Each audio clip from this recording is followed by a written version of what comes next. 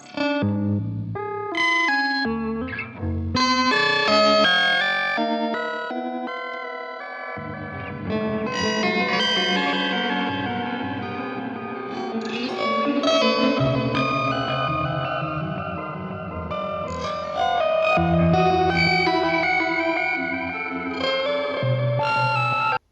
and welcome to my rig rundown. Today I'll show you some of the things that I use and love, and I'll let you hear some sounds as well later on. Let's start with what you're probably here for, the pedal board. First in the chain is the Digitech Whammy. I really like this. It's got pretty good tracking, it's pretty quick, and it's pretty accurate as well. It's the one that sounds the most like the instrument, just pitched up or down. And also it's controllable by MIDI, so that's why it's on this board. I also really like the Boss OC5 that I have. It's got really fast and accurate tracking. However, it has this sort of synthetic sound that I don't really... Well, it works for a lot of things, but not for everything. I prefer the more natural sound of this. And there's also the T-Rex Octavius, which has pretty bad tracking and pretty bad latency, but the sound is just crushing. From this, it's going into a looper underneath the board. In the first loop, there's the Earthquaker Devices Fuzzmaster General. I tried a lot of fuzzes over the years, and this one just seems to be the one that I like. It's an octave fuzz kind of thing. I also have the CVEX Fuzz Factory. I've tried a lot of fuzz phase circuits, and this one is just what works for me. And going back into the looper, we're going then into one side of the Empress Zoia, which I use for reverbs and phaser before my drives. And then it's going back out and then into the tuner and the Durham Sex Drive. I really like this Peterson Strobo Stomp. It's super accurate. It kind of throws me off a bit because for the first like 16 years of guitar playing, I had like just a normal Korg tuner, and so this can be sort of it can be too accurate sometimes, but it's also really nice too. I keep it on always, and then a selectable mute switch. So the Durham Sex Drive is a pedal I bought because the guitarists of Circus Survive used to use these. It's sort of a boost pedal. Maybe it's got some, like, I guess, tweedy character to it. It's really flat in the low end, and the tone control is just a high boost. So at 0 it's neutral, and I like it like beneath halfway. It's basically just to level my humbucker guitars and my Stratocasters, which has lower output. And I also sometimes use it with a Whammy DT, because with a DT you can put the guitar down half and whole steps, but it sort of dulls the sound, and then it's really nice to use the tone control for the Sex Drive to kind of regain some of that high end without having to tweak any of the settings in my amp sim. And then from the Sex Drive it goes into the Morningstar ML5. In the first loop we got the second side of the Wampler Dual Fusion. It's supposed to be a take on the Paisley Drive, which I think is supposed to be a train wreck sort of thing. Basically what I found is that it sounds like what I wish a Tube Screamer sounds like, because it's got that really clear character, and yet it doesn't cut as much low end as a Tube Screamer does. So it's more full range. It does cut some, and I use it mostly as what a lot of other people would use a Tube Screamer for. Going back, we were going into my Way Huge Russian Pickle. I used to have an Earthquaker Devices Hisomiras, which I really thought was too extreme, even with the sustain setting at below a third. It was kind of much. It was sort of crunchy in a way that wasn't really for me. I'm not really that much of a muff guy, And so recently I just bought the EAE Longsword, which has sort of muff-like characters to it. Maybe it's like a midway between a muff and a rat, maybe. For now, I'm leaving the Russian Pickle on. And then we're going out back into the Morningstar and into channel 1 of the Wampler Dual Fusion. It's become really my sort of main sound for cleans, because it's got this really aggressively compressed and really like sparkly top end, and it's got a really fat mid-range, and yeah, it just makes everything you play through it sound great. It's also the pedal that I feel like it sounds like it makes the humbucker guitars sound more like single coils, if that makes sense. Basically, I love it. And then we're going out into this sort of loop here, where I've got Zigzag Freakout, which does obviously feedback simulation. Sounds great. We've got the Boss Super Shifter, which I usually use more for the, is it the S-bend? The T-arm function, which is a trick that I learned from listening to, again, Circus Revive. I'll show you what this sounds like afterwards. It's pretty rad. Then we go into the Red Panda Tensor. The Tensor is a very interesting pedal. I usually have it set for just reverse stuff, and I think that works well, but there's also like micro looping, and yeah, it's great. Recently I've tried the Montreal Assembly Count to 5, which sounds great. It's a little noisy, but again, like with the muff, I think this is the one that is going to stay on the board. Then it goes back into the Morningstar again and into the second side of the Empress Zoia. And the second side has a chorus and this random sample and hold filter sound, which I really like with the micro looping of the Red Panda Tensor. This all goes into the Empress Echosystem, which is before the amp sim. And I just really like the sound of delays going into distorted amps, and that is basically what this does. And of course it does the tape sounds, and it also does like Boss PS3 stuff, and yeah, great reverse. It does delay and reverb. I love this. And then from the Echosystem, we're going into the HX Stomp. And the HX Stomp is my main sort of amp tone.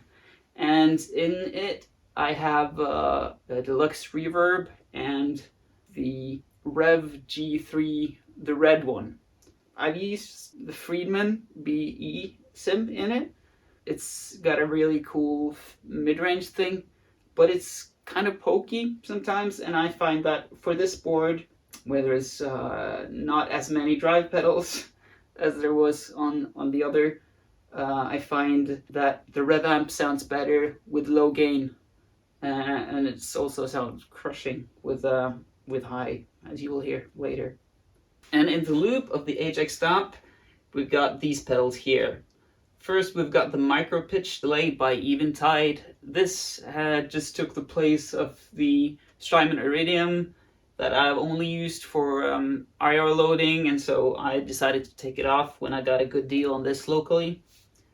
This has been kind of a surprise. It's not only like a dimension sort of chorus-ish thing, but it also does the sort of pitch bend that you get from the Earthquaker Aqueduct, where the harder you strum, the more pitch bend you get. So you will hear that later. And it also does sort of a pseudo verb. And so this has been a really interesting and sort of surprise to me, because I didn't think I like it as much as I do. From the MicroPitch, we go into the Empress Reverb. This is the prettiest verb in the world, I think. It's so hi-fi. It can also almost be a bit like unnerving. The spring sounds and the octave sounds are not the greatest, but the ghost delay and the reverse stuff is amazing. It's really, really pretty, and it's the stuff that you can get lost in. The red Panda Context is one that I've seen a lot of mediocre reviews for. I really like it. It has quite a few limitations. Everything in it sounds grainy and sort of lo-fi, and it's supposed to sound like the old rack reverbs, and maybe it does. I'm not sure. It has a few modes that I really like. The room on this is super nice. It's a bit more laid back. So I think these two pedals really complement each other, because this is always grainy and sort of lo-fi, and this is sometimes a bit too hi-fi. It then goes back into the tuner before going back into the Ajax stomp. Usually I've played into my Sennheiser HD 650. These are open back, and man, these, I can play guitar for hours every day. Basically, if you ever get these, your back will hurt before your ears will. I don't get sweaty ears with these. They sound amazing. They're quite warm, but the mid-range is kind of flat, and so I think it's a great headset for playing guitar. Recently, I also got this orange pedal baby to pair with this vintage 30 cabinet that I've had since my days of youth and playing in noisy rock bands. I've paired this with the Ajax Stomp, and I've gotten some pretty cool results. The one thing I don't like about it is that it seems to retain a lot of high end. I struggled a long time to find a good setting for it, but the solution is just to use a low pass filter. It syncs. It's really fun to play loud again, because I haven't really done that well since before the pandemic. I actually recommend this a lot. If you're able to do the high end cut, this is great. So let's check out some of my guitars. This is my Fender 57 Hot Rod Stratocaster. It's like a mix of vintage and modern specs. So it's got a nitro thin skin finish. It feels amazing. It's got a soft V neck. It's got old style tuners, but it has a DiMarzio tone zone, a humbucker in the bridge, and it's got SCN, which stand for something nickel cobalt pickups, which are noise cancelling. A lot of purists say that sucks, but I think I'd rather keep the noise out. So I really love this guitar. This is my second proper guitar, and it's been with me for the past 12 years. It's had a lot of fret wear, but it's amazing. It's amazing. Next up is my first proper guitar. This is a Les Paul Studio, a 1999 model. This was the guitar that sort of started my band career, if you can say that. This has seen a lot of shit. It has scratches and dings everywhere. There's a hairline crack in the neck, headstock area, so we'll see how long it takes for that to keep on evolving. I've had to replace the control knobs because this has been abused. I've still got the Simpsons stickers I put on maybe 15 years ago, and this was for the longest time my main guitar. It's still the guitar that I use when I want to like chug And when I say chug, I don't mean like in a gent way. I mean like, you know, Norma Jean, Chariot, more like noisy chug stuff, I guess. For the longest time, those were my only two guitars. But as the pandemic hit the second year, you know, you spend a lot of time looking. And so I decided to get this. This is a Fender Player it's not a Stratocaster, it's a Telecaster. And it's got the humbucker setup. I've modded it so that the bridge doesn't coil split, but the neck does. And I find that I really like the sound of this HS setup. The neck is sort of thin. It's a pandemic model, so there are some issues with it. I really put a lot of work, elbow grease and sandpaper and steel wool into getting this play as smooth as it does now. I also upgraded it to locking tuners because I wanted to. The inspiration for buying this Telecaster was, again, the band Circus Revive, which one of the guitarists used like a custom-made Telecaster style guitar, and the other uses regular Telecaster. This is probably the one I play the most these days. It's just got the tones that I need, well, I feel like I like the most these days. This is my Fender Player Precision Bass. It's got some issues. This is also a pandemic era bass. The frets on the lower end of the neck are kind of tall, so they buzz. This pickguard has been replaced. I didn't really like the white setup that it came with, and I just think the black plastic looks a lot better. Otherwise, it's completely stock. The neck feels great. The precision bass sound is sort of what I'm going for.